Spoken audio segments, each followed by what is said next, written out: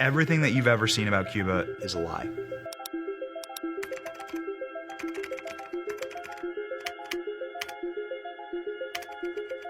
So when Benny first gave us the news that we're going, I think we all got excited.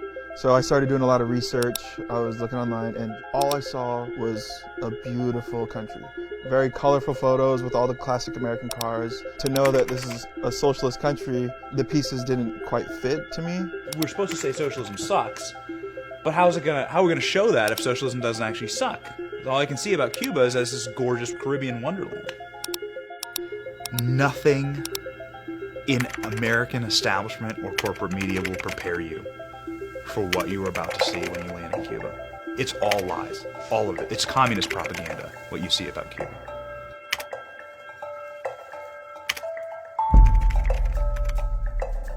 And once we got on the island, going through customs, once we got our bags, then like people came out because we were on their radar, and they go into the back and they're like, we have to take this back and examine it.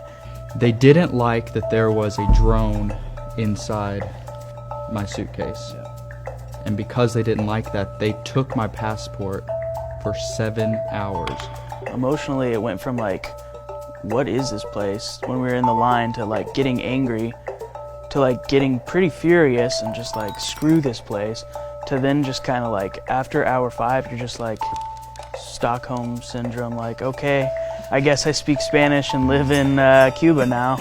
And you're just like, whatever happens, happens, and you're just kind of like submitting to this terrible process. When we left the airport, after 7 hours, I think we thought, the worst is behind us, and we could not have been more wrong. To see everything online prior, this was like a wake-up call. That's when we started to realize that Cuba sucks. So let's do a list of things you can't get in Cuba. Like regular things that you can't get in Cuba. Water. Couldn't find water. Gas. Can't find gas. Chicken. Food. We can't find gas. There's no gas available. Every gas station we go to, shut down. Day 2, trying to get gas. We are in the biggest city in the country. We are in the most modern city in the country. And this is the beginning of the line to get gas. Here we go.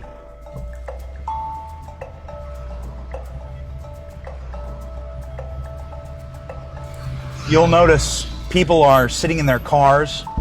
These aren't parked cars. These are people that are sitting and waiting. It is probably 100 degrees outside. You have multiple people that are pushing their cars. Look, these people are pushing their vehicles because their vehicles are out of gas. This is a functioning line. These are not parked cars. These are human beings inside of their vehicles.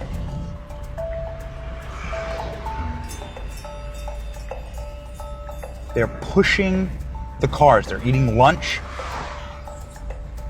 Here we go. Up there, see that? That's the gas station. And so what we ended up doing was cheating the system. And a guy pops his head into my car door and says, my name is Stalin. We don't actually know much about Stalin. We don't know anything about Yeah. Literally, we come home and Benny came and we meet him outside. It was like, hey guys, meet Stalin. He's gonna take me to go get gas. And then he gets in the car and you're like, see you guys, and we're like, Benny's gonna die. Yeah. That's the last time we'll see him. Thanks, Stalin. So here's Stalin hustling me. I genuinely lost weight in Cuba. Like, I genuinely came home roughly 8 pounds lighter. The food looked like a child made it. Yeah, it looked like your kids made you a meal on Father's Day. That's all they have. They just get what the government delivers them every day. I think we decided to go grocery shopping because the food was trash and we can't get anywhere, so we'll just go to the grocery store. So we drove over there all together. We pulled up to the grocery store and the gates were closed and there was a line down the street. This is insane. All of a sudden the guards come to the gate and they open the gate. And that's when, I've never seen this before, but everyone swarms. people started running. Even people that weren't in line, that were just like in the area, just start sprinting in there because this is their only chance to get their essentials and the necessities to feed their families.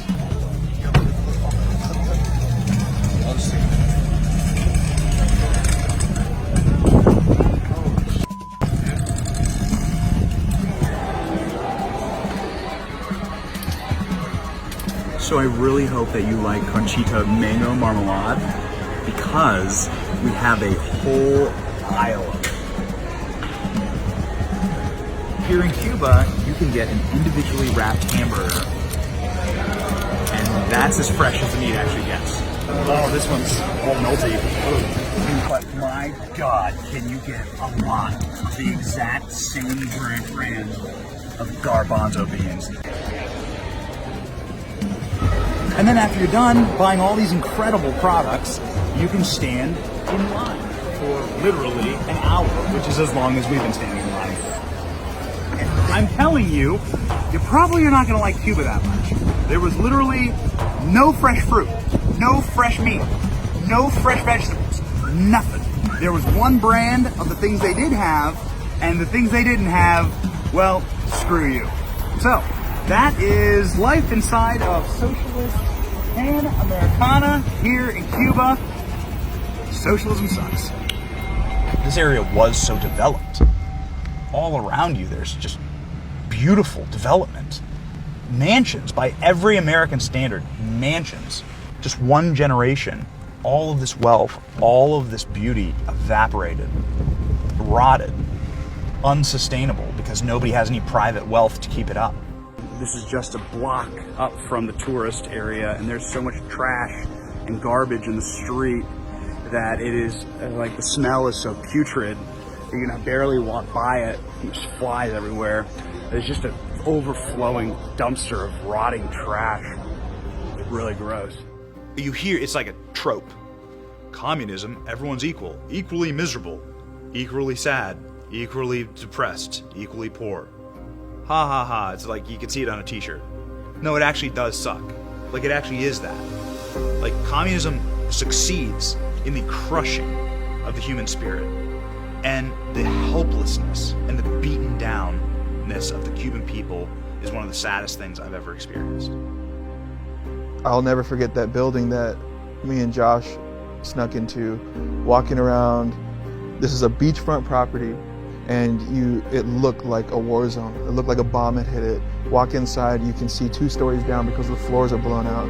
Same thing upstairs, just crumbled. When I went back outside, I noticed that there's fresh laundry and people inside these buildings. They are still living in this building, and I will never forget that. That, to me, is just like, you cannot tell me that socialism works. Look around you. The effects of socialism are everywhere. Crumbling infrastructure and disgusting living conditions. That is what socialism has brought to Cuba. Maybe the socialists in America should take a short trip, a short 90-mile trip, and come here and say they want this in America. It was like going through ruins. The horrific thing is that no one is living in the Pantheon right now. Like, no one lives in the Acropolis. It's a ruin. These are ruins that people are living in. Socialism is popular in America now. What do you think of socialism? It's very popular. Yeah. Wow. But now for us, no, it's good. For Cuban people now. Not good? No, my friend, no, it's possible petroleum. Yeah. Nothing. For this, the people, no, it's possible go for the working. Listen to me. My country is very because everything problem here. Don't have petroleum for bus and Cuban, for car, for drive, for nothing. You understand? My country is very A rec center that looks like this would be completely condemned, but this is a functional rec center in Cuba. There's kids playing soccer right over here. This is the reality of what happens when you have capitalism that goes to socialism. And the people who suffer under this are honestly the kids, because this is where they have the play. It sucks. And it pisses you off too, because the people there, the people of Cuba are some of the nicest people I've ever met. So watching them live in turmoil, watching them live in ruins, actually kind of like pisses you off. And these people don't know any better. Their families have been there for generations. But it'll actually piss you off to see really great people, friendly people, welcoming, warm people, subjugated to living in trash.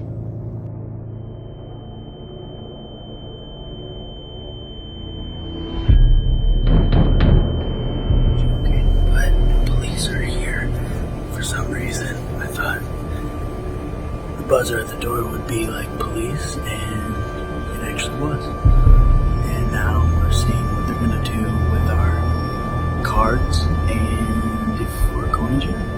You hear the buzzer ring, like it continues to ring, it continues to ring, it continues to ring. We were joking. Because it woke us up and we were like, I was like, it's the cops. And then our translator comes in and he's like, it's the cops.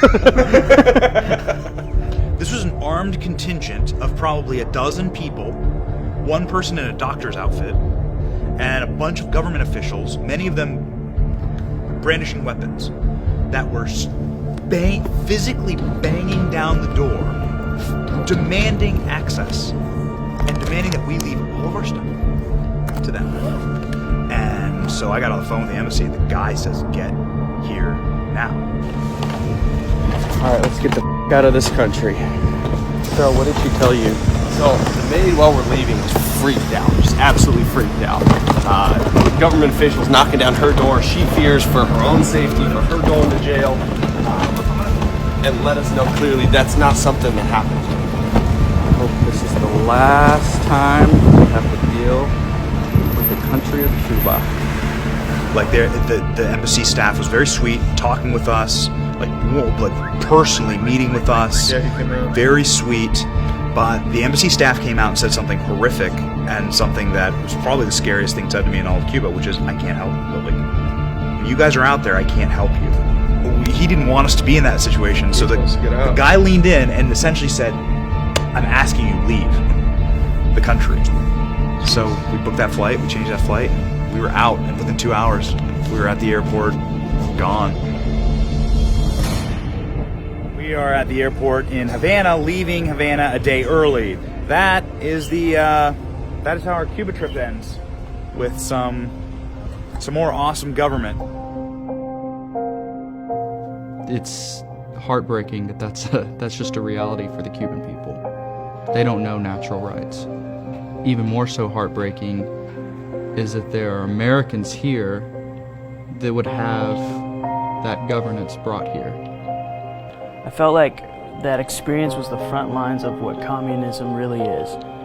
And it's not even, we didn't even see the worst of it, but just we had a fraction of that, and to see it firsthand and to realize that's what people are like wanting to bring to America. Seeing everything on social media and online about Cuba and it looking so amazing, then to see the harsh reality of Cuba is just, I don't get it. I don't get why that's all you see. This is what it's like to live without a U.S. Constitution.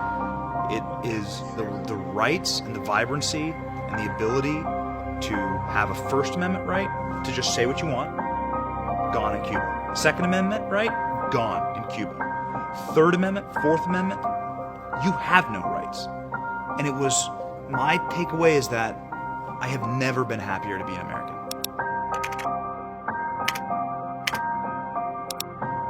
Everything that you have seen about Cuba is a lie.